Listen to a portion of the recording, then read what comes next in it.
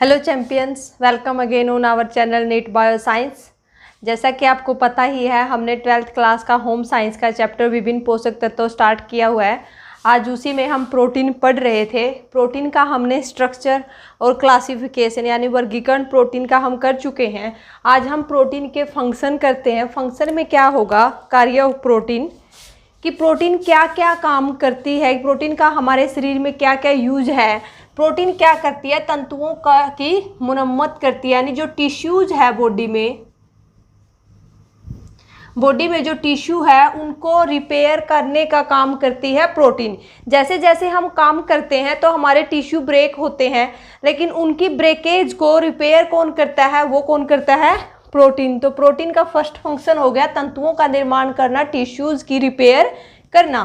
ठीक है, शरीर की वृद्धि और विकास, जो प्रोटीन है शरीर की ग्रोथ और डेवलपमेंट दोनों करेगी।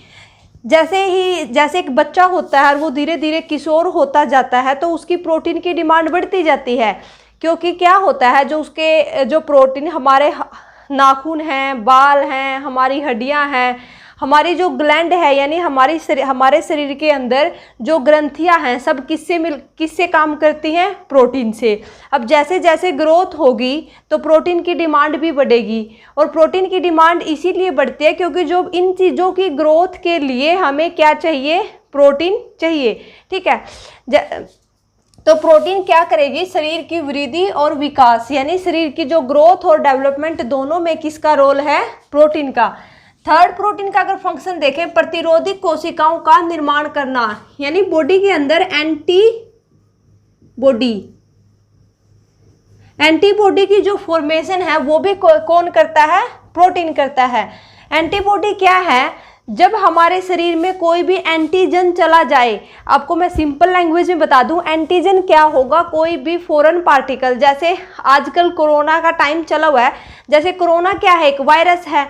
अब ये हमारे शरीर में जाएगा तो हमारी बॉडी इसको क्या समझेगी, एंटीजन, और उस एंटीजन को के साथ लड़ने के लिए किसकी जरूरत है, एंटीबॉडी की।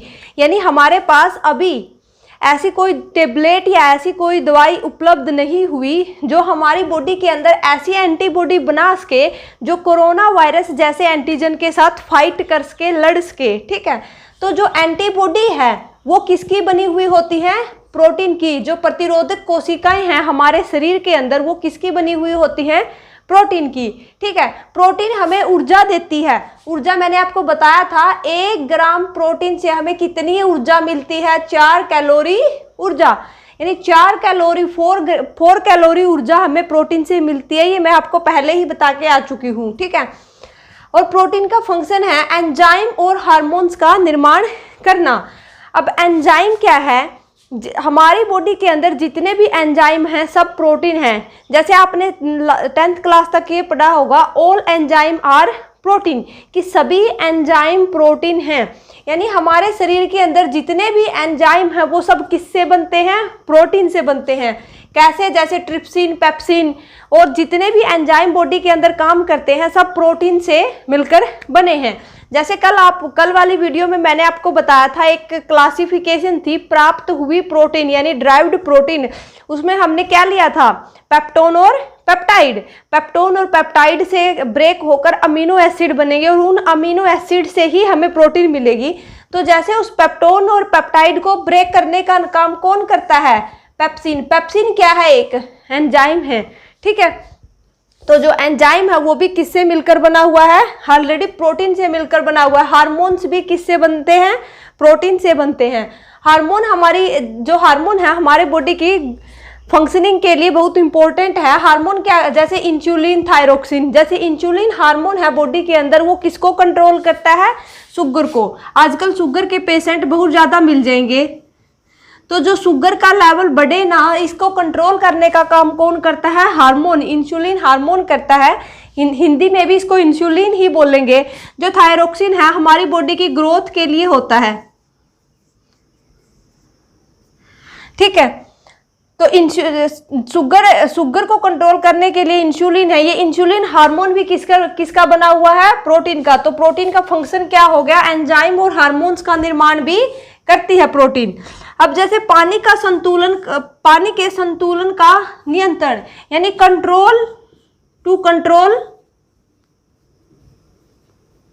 Water balance.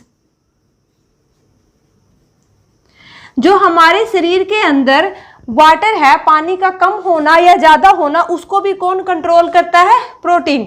एक पोषक तत्वों का संवहन, जो हमारी बॉडी के अंदर न्यूट्रिएंट हैं, पोषक तत्व यानी जो न्यूट्रिएंट है उनको ट्रांसफर करने के लिए, ट्रांसपोर्ट यानी एक जगह से दूसरी जगह ले जाने का कार्य भी कौन करता है?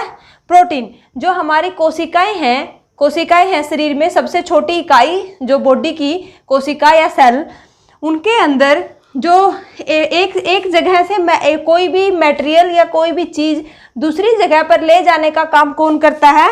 प्रोटीन करता है। ये थे फंक्शन प्रोटीन के। ये आपको 2 या 3 मार्क्स में पूछे जा सकते हैं, या प्रोटीन का अगर डिटेल क्वेश्चन आए तो उसमें आपको ये एक्सप्लेन करना है। उसमें आपको एक्सप्लेन करना है प्रोटीन का स्ट्रक्चर, प्रोटीन की क्लासिफिकेशन, फिर प्रोटीन के फंक्शन। ठीक है। अब फोर्थ में हम देखते हैं आवश्यकता की, नीड प्रोटीन की, कि प्रोटीन की आवश्यकता हमें किस किस आधार पर होती है। ठीक है। प्रोटीन क्या होगा? 1 ग्राम प्रोटीन 1 किलोग्राम शारीरिक भार। अगर किसी बॉडी का जो 1 किलोग्राम शारीरिक भार है, यानी हमारा फिजिकली वेट जो 1 केजी वेट है, उसको मेंटेन रखने के लिए हमें कितनी प्रोटीन चाहिए? 1 ग्राम। जैसे अगर आपका 35 या 40 या 50 अगर आपका किलोग्राम वेट है, तो आपको कितनी चाहिए? 50 ग्राम डेली प्रोटीन चाहिए। ठीक है। अब अधिक प्रोटीन की नीड, यानी प्रोटीन की ज़्यादा आवश्यकता किसको होती है? जो छोटे बच्चे होते हैं उनको भी प्रोटीन की आवश्यकता ज़्यादा होती है, क्योंकि मैंने बोला छोटे बच्चों की ग्रोथ और डेवलपमेंट बहुत तेज होती है, वो जल्दी जल्दी ग्रो करते हैं, उनकी जो बॉडी के पार्ट हैं वो जल्दी जल्दी बन रहे होते हैं, तो उनको प्रोटीन की आवश्यकता ज़्यादा होती है। जो गर्भवती महिला होती है उनको भी प्रोटीन की आवश्यकता ज़्यादा होती है, क्योंकि गर्भवती महिला के अंदर भी जो बच्चा होता है उसको भी प्रोटीन चाहिए, तो उसकी भी प्रोटीन की डिमांड या नीड क्या हो जाती है? बढ़ जाती है। दूध पिलाने वाली माँ को भी प्रोटीन की आवश्यकता बढ़ जाती है, क्योंकि वो अपना दूध पिला रही है और उसकी फॉर्मेशन के लिए क्या चाहिए? प्रोटीन चाहिए। और प्रोटीन का तो काम ही क्या है? शरीर निर्माण का कार्य। जो अगर टीबी का कोई पेशेंट है, टीबी होता है क्षय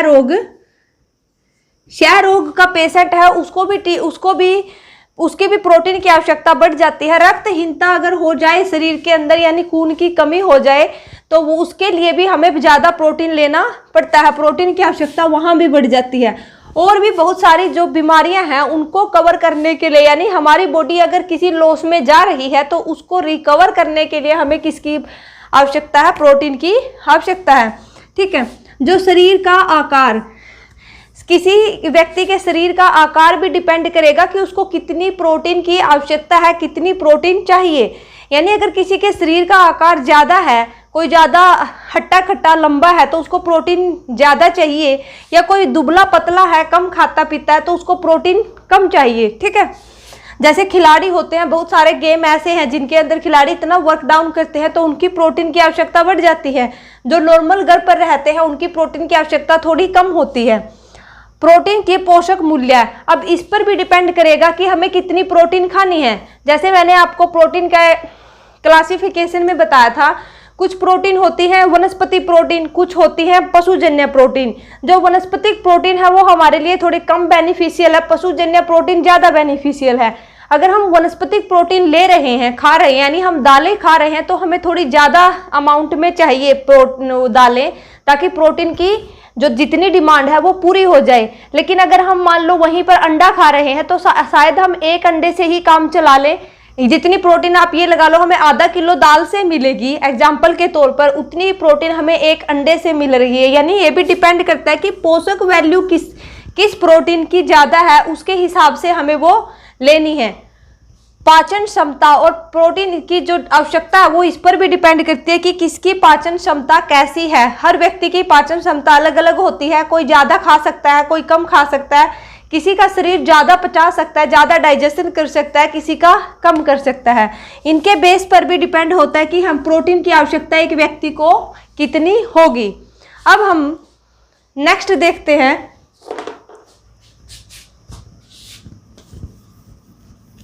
अब हम 5th पॉइंट देखते हैं, प्रोटीन की अधिकता की हानि।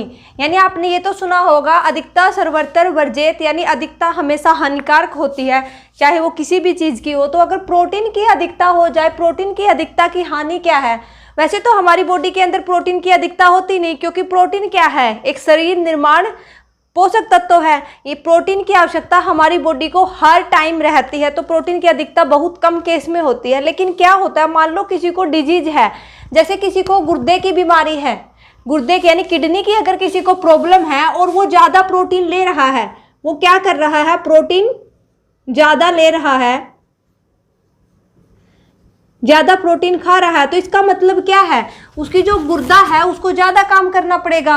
अब ज़्यादा प्रोटीन है, ज़्यादा प्रोटीन को डाइजेस्ट करने के लिए या ज़्यादा हो जाए तो उसको शरीर से बाहर निकालने के लिए, जैसे मैंने अभी बोला था यूरिन में, जो हमारे मूत्र विसर्जन में है उसमें, तो प्रोटीन को निकालने का काम कौन करता है, गुर्दा करता है। या प्रोटीन ज़्यादा हो जाए तो हमारे गुर्दे को भी क्या काम करना पड़ेगा, ज़्यादा काम करना पड़ेगा।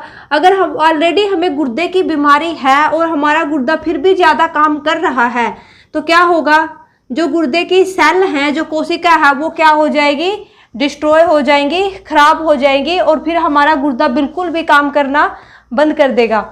ठीक है, यही है, अगर प्रोटीन की अधिकता हो जाए तो इससे हमें यही हानि होगी।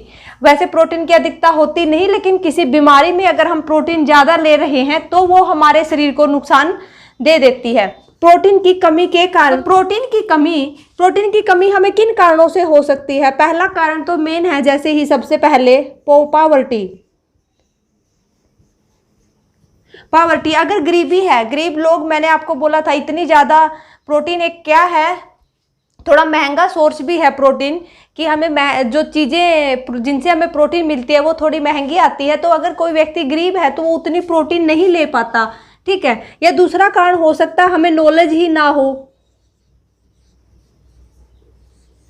कि हमें कितनी प्रोटीन लेनी है या किन किन चीज़ों से हमें प्रोटीन मिलेगी। तो ये भी एक कारण हो सकता है कि प्रोटीन की कमी के कारण हो सकता है हमारे शरीर के अंदर, कि हमें नॉलेज ही ना हो।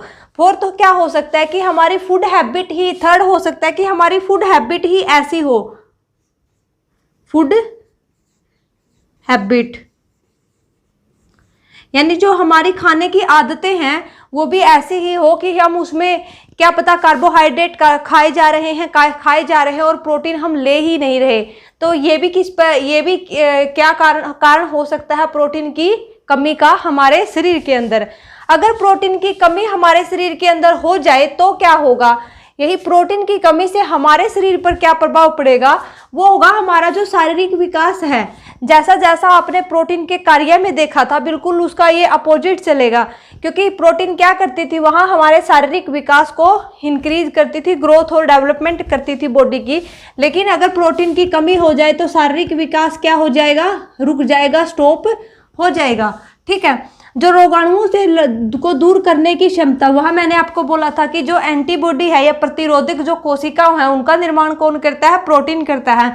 अगर प्रोटीन ही ना होगा तो रोगाणुओं से लड़ने की क्षमता क्या हो जाएगी, कम हो जाएगी। यानी प्रोटीन की कमी हुई तो एंटीबॉडी नहीं बनेगी, और एंटीबॉडी नहीं बनेगी तो जो बाहर से बीमारी आ रही है या जो हमें रोग है उनसे लड़ने की क्षमता हमारे शरीर की कम हो जाएगी।